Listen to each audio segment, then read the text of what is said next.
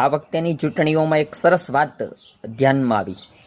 મતદારો સાથે વાત કરી તો તેમણે જણાવ્યું કે હવે જ્ઞાતિવાદને બદલે પોતાના વિસ્તારમાં, પોતાના ગામમાં જે ઉમેદવારો સારી રીતે કામ કરે તેનું મહત્ત્વ વધતું જાય છે.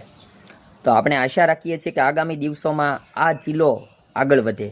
જ્ઞાતિજનોને એવું સમજાય છે કે કેટલાક વ્યક્તિઓ તો એવું કરતા હોય છે કે જ્ઞાતિવાદને નામે પોતાના રોટલા શેકતા હોય છે.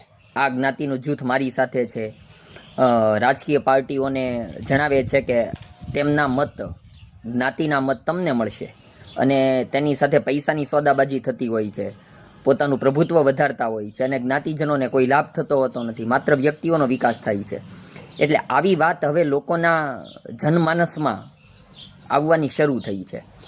આમ તો રાજકીય પાર્ટીઓ પણ ના છૂટકે જ્ઞાતિવાદને કારણે ટિકિટ આપતી હોય છે, કારણ કે પોતાની બેઠકો વધે.